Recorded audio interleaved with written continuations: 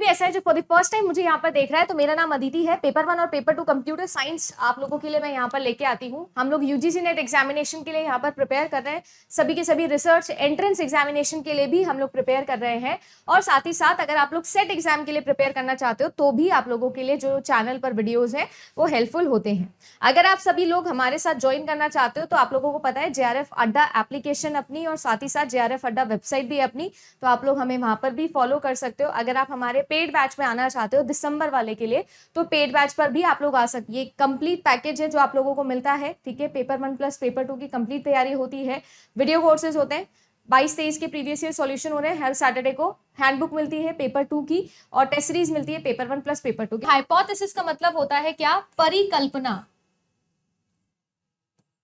परिकल्पना।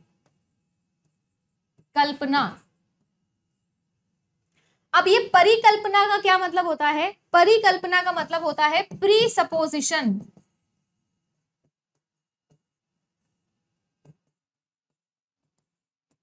ठीक है, एक pre conceived notion, pre conceived notion. कुल मिला के ये एक तरीके का टेंटेटिव सॉल्यूशन है। क्या है? टेंटेटिव सॉल्यूशन है आपके रिसर्च के क्वेश्चन का। जब हम लोग रिसर्च करना शुरू करते हैं उस समय हमारे दिमाग में उस रिसर्च का एक आंसर होता है, हमको लगता है कि ये इसका सॉल्यूशन होगा, ये इसका रिजल्ट होगा, पर हम श्योर नहीं होते हैं कि वही उसका रिजल्ट होगा कि नहीं होगा। तो जो आपके दिमाग में एक टेंटेटिव सॉल्यूशन है, एक जो परिकल्पना आप लोगों के दिमाग में है, उसे हम लोग हाइपोथेसिस कहते हैं। हम जो है वो 2 प्रकार की हाइपोथेसिस यहाँ पर बनाते हैं। कौन कौन सी? एक नल हाइपोथेसिस और एक ऑल्टरनेटिव हाइपोथेसिस। H0 और HA से हम इसे शो करते हैं। ये जो आप लोगों की नल हाइपोथेसिस होती है, ये हर एक चीज को इक्वल मान के चलती है, यानी कि इसका मानना ये है कि कोई भी इंडिपेंडेंट वेरिएबल और डिपेंडेंट वेरिएबल नाम की चीज ही नहीं है, किसी चीज में कोई फर्क ही नहीं है, ये हर चीज के इफेक्ट को नलिफाई करती है। Whereas alternative hypothesis, null hypothesis क्या उल्टा होता है।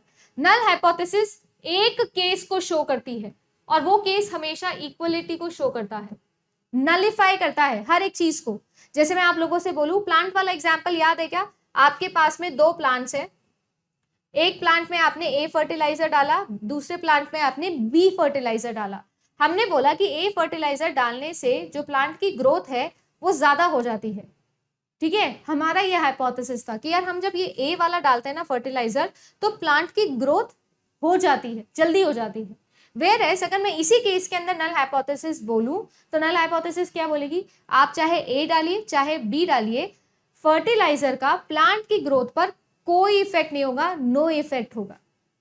वो ये भी बोल सकता है कि आप चाहे ए फर्टिलाइजर डालिए चाहे आप बी फर्टिलाइजर डालिए, दोनों से ग्रोथ बराबर होगी। ये जो आप लोगों के स्टेटमेंट्स हैं ये आपके नल हाइपोथेसिस होते हैं। Whereas alternative hypothesis null hypothesis के सारे जो ऑल्टरनेटिव्स होते हैं उनके बारे में बात करती है। जैसे फॉर एग्जांपल कि प्लांट ए के डालने से ग्रोथ ज्यादा होती है, फर्टिलाइजर ए डालने से ग्रोथ कम होती है, फर्टिलाइजर बी डालने से ज्यादा होती है, कम होती है, दोनों के डालने से जो है वो ग्रोथ इतनी प्रोपोर्शनल हो जाती है, इतनी कम प्रोपोर्शनल हो जाती है। यानी कुल मिला के नल के अलावा जो भी केसेस बच जाते हैं वो सारे के सारे आपके ऑल्टरनेटिव हाइपोथेसिस में आते हैं। आपको ये चीज हमेशा याद रखनी है कि जो आपकी ऑल्टरनेटिव हाइपोथेसिस है उसी को हम लोग रिसर्च हाइपोथेसिस बोलते हैं। क्या बोलते हैं? Research hypothesis. इसी को हम लोग सब्सटेंशियल हाइपोथेसिस भी बोलते हैं। यही एक्चुअल हाइपोथेसिस है जो हम लोग एक्चुअली चाहते हैं कि एक्सेप्ट हो जाए, बट जो हाइपोथेसिस हम लोग टेस्ट करते हैं वो हमेशा कौन सी होती है? ऑल्टरनेटिव हाइपोथेसिस होती है। क्यों? क्योंकि ऑल्टरनेटिव हाइपोथेसिस को टेस्ट करने का मेरे पास में कोई भी डायरेक्ट तरीका नहीं है, इसीलिए हम हमेशा नल हाइपोथेसिस को यूज करते हैं और उसे टेस्ट करते हैं in order to reject it. तो आप सभी लोग क्या करोगे? आप सभी लोग एक नल हाइपोथेसिस बनाओगे, उस नल हाइपोथेसिस को आप लोग टेस्ट करोगे और आप उस नल हाइपोथेसिस के लिए ट्राई करोगे कि इसे आप क्या कर दो? रिजेक्ट कर दो। आपको इसको रिजेक्ट करके क्या जीवन में खुशी मिलेगी कि आपकी ऑल्टरनेटिव हाइपोथेसिस क्या हो जाएगी? एक्सेप्ट हो जाएगी। और नल हाइपोथेसिस को ट्राई करना कि वो रिजेक्ट हो जाए, 100% ट्राई करेंगे कि ये रिजेक्ट हो जाए, इसी को हम लोग कहते हैं पावर ऑफ टेस्ट। क्या कहते हैं?